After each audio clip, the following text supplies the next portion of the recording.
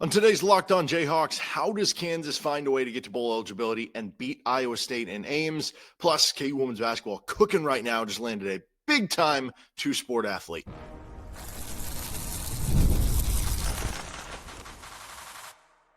You are Locked On Jayhawks, your daily podcast on the Kansas Jayhawks. Part of the Locked On Podcast Network, your team every day. What's going on? Derek Johnson here. This is Locked On Jayhawks. Thanks for making it your first listen every day. And thank you to the everydayers catching each and every episode of the show. You can find us anywhere you get your podcasts, including on YouTube. And thank you for making the Locked On Podcast Network the #1 sports podcast network. On today's episode, we're breaking down the KU keys to getting a win in Ames, how they get it done. We're getting into our key players to watch for both Kansas and Iowa State. And then we'll finish up with a little KU women's basketball, who just beat a really good Minnesota team. Great start to the year. And now they have a big-time recruit who just committed to the program. So we'll break that all down on this episode of the show, which is brought to you by Game Time. Download the Game Time app, create an account, and use code LOCKEDONCOLLEGE for $20 off your first purchase today with Game Time. So KU takes on Iowa State on Saturday, and obviously this game is incredibly important for KU to win and become bowl eligible and the like. But how do they get it done? So they come into this one as a bit of an underdog. It's not a huge underdog right now. It's certainly less than the spread of the Utah game is going to be for KU, but right now they come in and FanDuel at 3.5-point underdogs. They're plus 148 on the money line. The over-under is 55.5. And it's a series where KU's won 3 straight. So they've found the way of how do you beat Iowa State. They've found that ability. And it's interesting because they've done it in different ways in some of those recent outings, right? You think of the 2022 edition, that was mostly about the defense and a little bit of fortune on the missed field goals, maybe a little bit more than just a little there, but it was the defense and the missed field goals. When you look at the 2023 edition, it was KU making a lot of unbelievable contested grabs, Jason Bean playing well, just doing a little bit of kind of your most balanced win of the two. And then the most recent edition was you just torching them on offense, scoring 45 points. Devin Neal unstoppable. Jalon Daniels had a good game. So it's interesting because your offensive performances have slowly gone up as you've played in this series. So what are the keys this go around? Well, let's start here. KU covers if what? So basically they keep it close. I think KU keeps the Iowa State passing attack where it's been most of the season.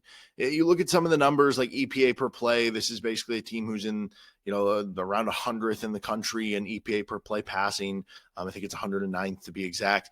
And it's not a team who has had the most success throwing the football. It's an experienced quarterback in Rocco Beck, but they lost some of those key NFL receivers on the outside, and it hasn't been the most productive passing game or passing unit to this point for Iowa State.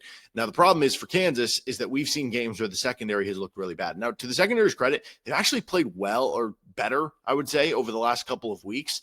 With a young unit, you would expect them to get better, and coming off a bye, maybe a chance to get even better there, that maybe it won't be as big of an issue in this specific game. But if it is, that's one way Iowa State wins running away. If you're able to keep them that way, it's hard for me not to see this at least be a close game. Now, we know KU struggles in close games, but nonetheless. I'd also say KU covers if Jalon Daniels doesn't have a disaster game. What does a disaster game look like? It looks like a bunch of interceptions. It looks like a bunch of turnovers.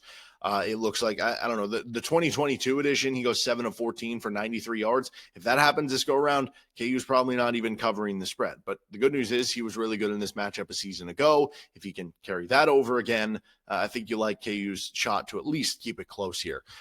If KU can at least run the ball okay. The interesting thing about Iowa State running this 3-down front is they still consistently are good at swarming to the ball and stopping running games. Now, we mentioned earlier that Iowa State's 1-3 this year when they give up 140 or more rushing yards in a game, and the one win is a close win over an Arkansas State team. So if you can get to that number, which 140 on the ground isn't like an absurd number for KU. That would be running the ball okay for KU. So can you get to that mark at the very least, you would think, that keeps you in the game. And then I would say this, KU isn't stale off the bye week, especially with Iowa State off the bye week too. It feels like the teams that have come off bye weeks against Kansas have had the edge the other way around, where, getting that extra prep for KU has really paid off for Cincinnati and Kansas State to this point. So don't be stale. Don't do all the same. Like, the amount of times we like the fake triple option play that turns into a pass, really cool the first couple times you do it, but then eventually teams start to see it on film and it doesn't become as much of an advantage. Do you have a counter to that maybe, right? Can you work on something like that in the bye week? And just those sorts of things where you're not coming out stale, where you do have that extra preparation over Iowa State. I think that's going to be important in this one. Can Kansas kind of, show those extra flashes, so to speak? Now, to take this step further, not just keep it close, how does KU win the game? How does KU come into Ames and win on their senior day? I would say they take advantage of the turnover opportunities they're given. So we mentioned this in the preview episode. Thank you, Everydayers, if you already caught it. But Iowa State has 8 turnovers over the last 4 games from their offense. Kansas, though, has not forced a turnover in their last 2 games. They've only forced 3 in their last 6 games. They're not getting enough turnovers. But there were opportunities in the Arizona game. It's not like they didn't have any interception chances. They had a couple. I mean, they really had probably 3 or 4 interception chances. One of them wiped away by a penalty. But certainly you think of the Saeed Gibbs one, which would have had an opportunity to be a pick 6. And that's not been new for this Kansas team. I don't think they're an elite turnover forcing unit. It's not Jacob Rodriguez punching out every football for the Texas Tech linebacker. But you think back to the Cincinnati game. You dropped an interception at the end of the game. You think to certainly the Arizona game. Like there have been moments this year where KU has not taken advantage of the turnover opportunity headed their way. And this is a game where you need to do that because you're probably going to get a chance or two, but are you going to actually take advantage? Because if you don't take advantage, it doesn't matter, right? And we saw that in the Arizona game. But if you can do that, I like your chance a lot better to win the game. Be aggressive enough to win this game. Now, it was interesting. Lance Leipold in the presser earlier this week mentioned that, he had regrets over not going for the 4th down. Obviously, the Jalon Daniels hurt situation certainly, altered his thought on it, but he kind of went over the fact that, yes, I was, that played into it, but I still should have gone for it. And I do appreciate the kind of, I don't know, the evolution or at least reflecting on it to think about it more. The idea is that, all of us make mistakes. I make mistakes on this show. Like a coach might make a mistake. A player might make a mistake. Are you going to learn from it? Are you going to learn from it and try to get better? And that can be the key here. And so are you going to play aggressive in this game to go win the game? And I think that would give you the edge because honestly, Matt Campbell hasn't always been the best at game management himself either. So I do think these are 2 kind of similar programs and similar coaches. Obviously, Iowa State has hit higher ceilings under Campbell than what Leipold has done so far at Kansas, but Campbell's also been at Iowa State a little bit longer. But be aggressive enough to win this game because your back is against the wall. You want to make a bowl game, act like it, right? And then I would say KU wins the game if DK McDonald has some sort of inside knowledge on Matt Campbell that helps them win the game. DK McDonald, the KU defensive coordinator, spent a good amount of time as a DB and secondary coach at Iowa State. If he has some sort of inside knowledge about something that can help KU, whether it's against the Iowa State defense, whether it's against the Iowa State offense, maybe that could be the swinging piece in a game that is projected by FanDuel to be a close game. Now, the flip side to that is what if Iowa State knows a lot about DK McDonald, and then it becomes kind of the chess and checkers situation there. So how is that one going to go for KU, especially with both teams coming off the bye? All right, let's continue on with our players to watch for both Kansas and Iowa State. We'll finish up with some KU women's basketball. This is Locked On Jayhawks. Thanks for joining us on this episode of the show, and today's episode is brought to you by Game Time. You can get tickets for this game if you want to make the drive up either Friday night or early Saturday morning to Ames. You can get tickets on Game Time with the KU Iowa State game. You can also get tickets if you're going to be out in Vegas for the Players era. College basketball's back. You got all these events going on. I use Game Time. It's the app that gives the advantage back to the fans. Easiest way to score last-minute tickets at the best prices with no surprise fees. What you see is what you pay. Plus, you can see the images of your seat view. So if you are going to Ames and maybe you've never been to that stadium, if you are going to the Players era and you've never been into that arena, you can see, hey, these tickets look like a good deal, but what does the seat look like?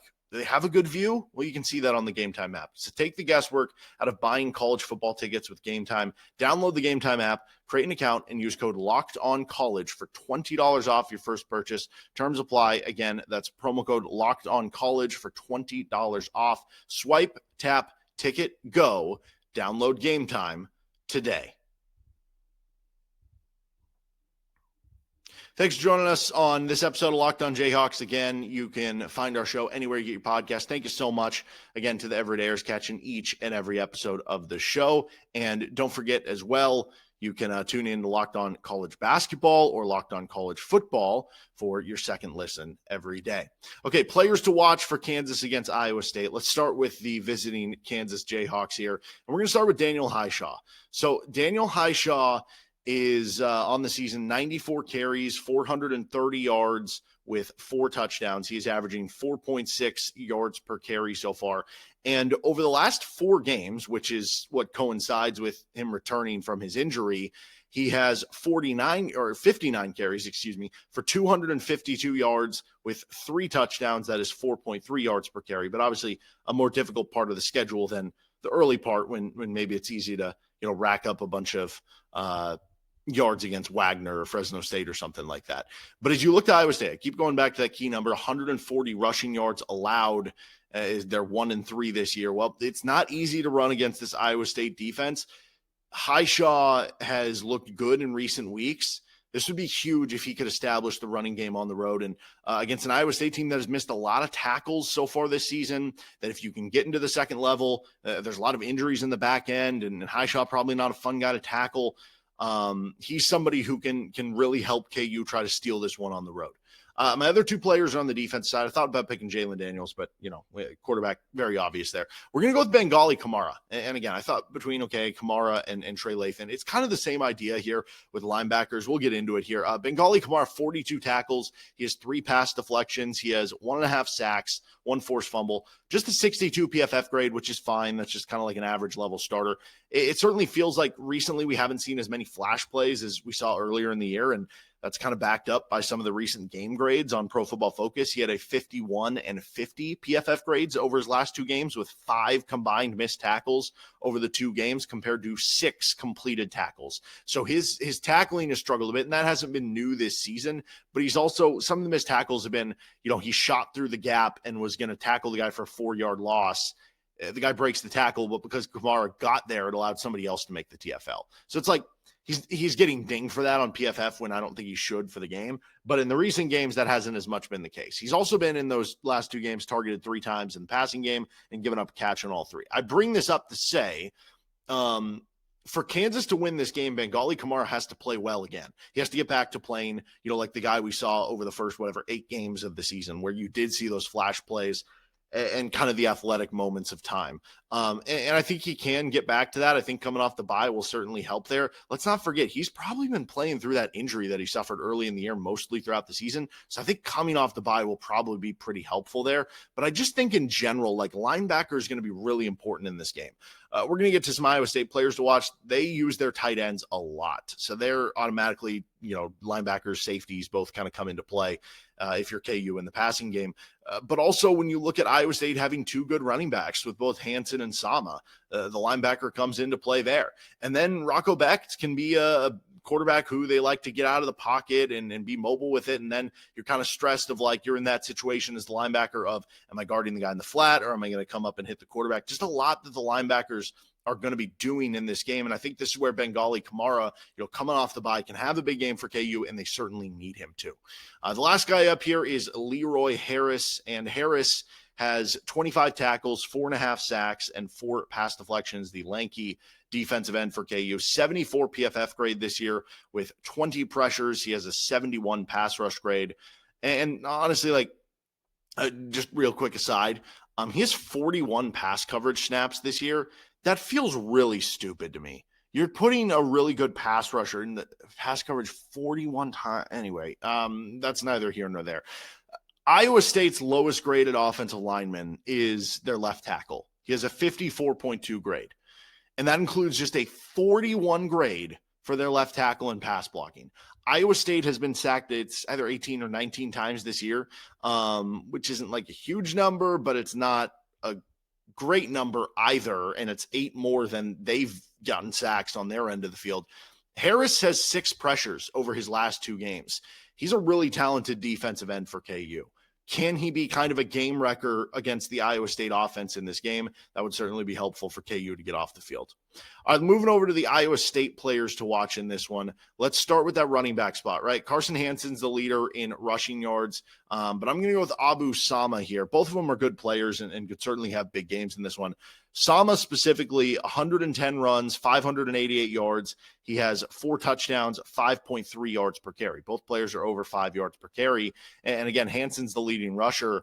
But the reason I picked Sama here is when you look at KU's defense has actually done a good job at stuffing runs. Like they're top 30 in the country in run stuff rate this year. So and that basically means a 0-yard run or a loss. So they're doing a good job of limiting a good amount of runs to 0 or negative yards. The problem is there have been way too many explosive runs against KU. How many times have we seen a guy crease a big alley for a 20-yard gain, for a 70-yard touchdown against this KU defense? If they could just limit those things and turn those big plays into 6 or 7 or 8-yard gains instead of 30 or 50-yard touchdowns, they might be okay there. Unfortunately, that hasn't happened. And that's where Sama comes into play, where I think, both are good running backs. I think Sama's even more explosive than Hansen. So that's why he's somebody I'm highlighting. Can KU find a way to keep him bottled up?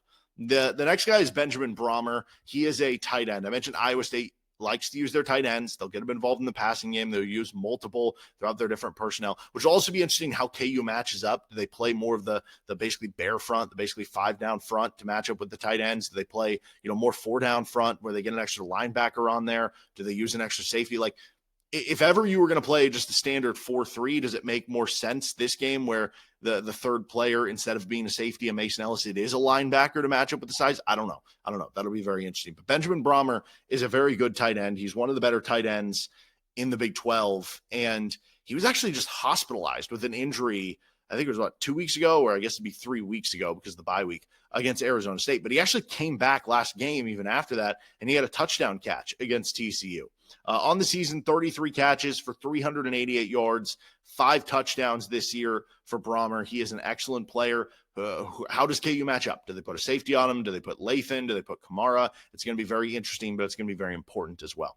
And then the last one here for Iowa State, Marcus Neal Jr. This was one of the most talented on paper DB rooms in the conference coming into the year. Then the injury bug hit for Iowa State. They had an injury bug last year, but it was mostly the linebacker spot. This year, it's really wreaked havoc on their DB room. And Marcus Neal Jr. is one of the guys who has continued to play really well this year, even with some of the injuries around him. 70 tackles, 3 pass deflections, 1 sack, 1 forced fumble, 1 interception, 6 pressures. So he'll come up and hit you. He'll come up playing the box. He'll come up and blitz, but he'll also work back in coverage. He's given up just 6 yards per target in coverage, and he has a 78 Pro Football Focus grade. He's a really impressive player for Iowa State. You avoid throwing him the ball, but also he's somebody you have to keep an eye out for because he can stuff a running play that you have kind of coming his way as well. All right, our player matchups between these two teams. The KU interior offensive line against Dominic Orange, the defensive tackle from Kansas City, who is a real NFL draft prospect for Iowa State. 18 tackles, that doesn't do it justice. He's playing nose tackle, so you're not going to end up with like a ton of tackles. He's just taking up a lot of blocks and making life difficult. He's got a 70 PFF grade, 13 pressures. Meanwhile, the KU interior offensive line has been really good this year. Don't look now. Bryce Foster had a bit of a slower start to the year. I think part of that was he had the injury at the beginning of the season. He's slowly picked up his play, and the PFF grades have been rising. Did you know that Kobe Baines is the 3rd-ranked guard in the Big 12 among Big 12 guards with at least 50% of snaps blocking? So 3rd. And then Amir Herring's actually 5th. So KU has actually had one of the better interior offensive lines so far in the Big 12. And that's going to be a really fun matchup between these two teams. Then you would say, I'm going to go on the interior, the other end. The center for Iowa State, Jim Boniface, against KU defensive tackles.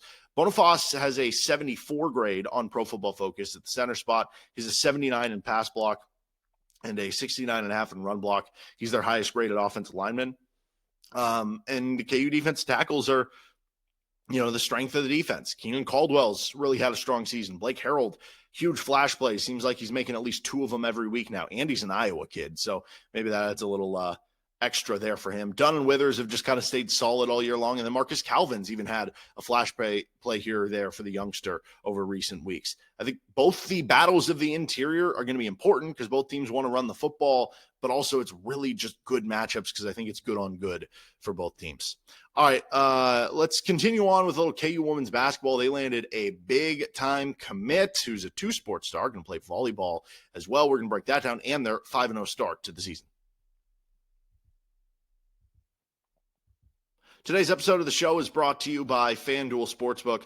College basketball is back, the NBA is back, and there's no better place to get in on the action than with FanDuel, the official sports betting partner of the NBA. Even if you missed the start of the game or want to ride the hot hand, FanDuel has live bets on everything from who's going to score next to fourth quarter comebacks. Plus, you can even combine your live bets into a same-game parlay for a shot at a bigger payout. It keeps every game exciting, especially when your team's making that late push. You can get Kansas plus 3.5 against Iowa State. Well, right now, FanDuel is giving new customers $300 in bonus bets when your first $5 bet wins. So head over to FanDuel.com, sign up, and play your game with FanDuel, the official sports betting partner of the NBA and the Locked On Podcast Network. Thanks for joining us again on Locked On Jayhawks and part of the Locked On Podcast Network, now the #1 sports podcast network. Okay, KU women's basketball is cooking right now, man. They're off to a 5-0 start, but they just landed a big-time recruit today. I guess depending when you're watching this, Thursday. KU basketball lands Cydnee Bryant. She is a 4-star recruit, 95 rated 4-star in the class of 2026, 33rd ranked player on the 24/7 Sports Composite. She's a 6'4" center, so giving Kansas some much needed size when she'll join the team in a year, and becomes the third commit in the class for KU, the class of 2026, joining Molly Ernst, who is a 89 graded 3-star, so just a notch away from being a 4-star. And then Brooklyn Wren, who is a 4-star, a 6'3" forward. And then, of course, like these are stacking recruiting classes. KU just brought in a top 10 national class in the class of 2025, and we've already seen that pay off a little bit with Jalea Davis.